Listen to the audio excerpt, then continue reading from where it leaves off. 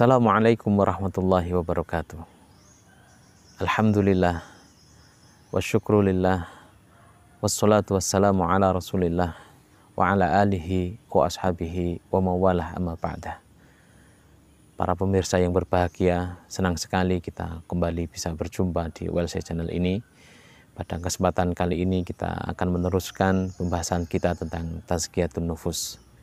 Ma'asyiral muslimin, pada pertemuan sebelumnya kita semua sudah mengetahui tentang jenis-jenis hati manusia, dan kita berharap bahwa hati kita adalah hati yang betul-betul sehat, hati yang betul-betul mampu menjalankan perintah-perintah Allah ini dengan ringan. Ma'asyiral muslimin, perlu kita ketahui bahwa semua bentuk maksiat yang dilakukan oleh manusia berpotensi menjadi racun dari hati kita. Semua bentuk maksiat ini yang bisa kemudian menjadikan hati kita mati.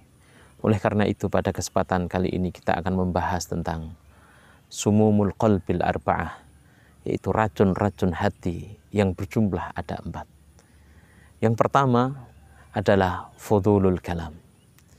Racun yang pertama bagi hati kita adalah terlalu banyak berbicara.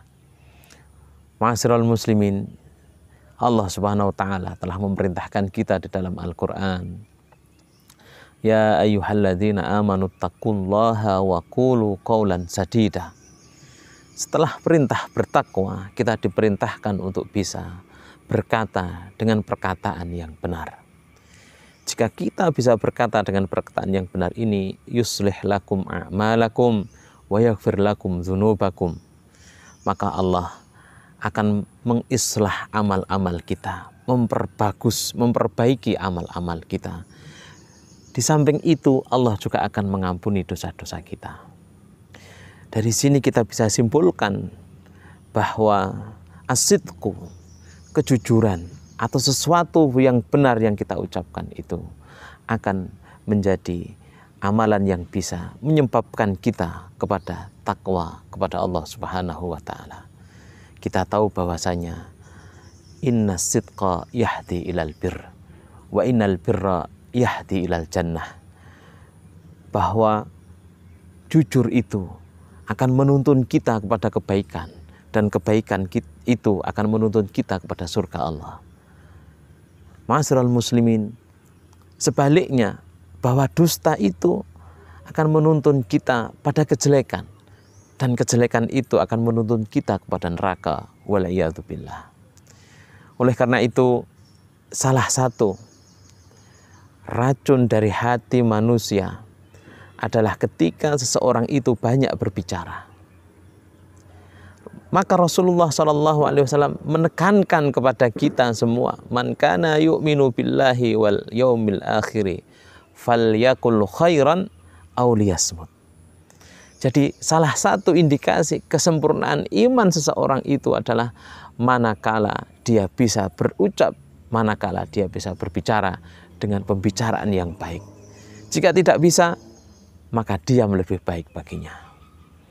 Amirul Mukminin Umar bin Khattab juga menyatakan, man kasura kalamuhu kasura saktuhu, wa man kasura saktuhu kasurat dzunubuhu, wa man kasurat dzunubuhu fannaru aula lahu. Barang siapa yang banyak bicara, maka potensi tergelincirnya juga banyak. Kalau orang itu sering tergelincir, maka potensi dosanya juga lebih banyak.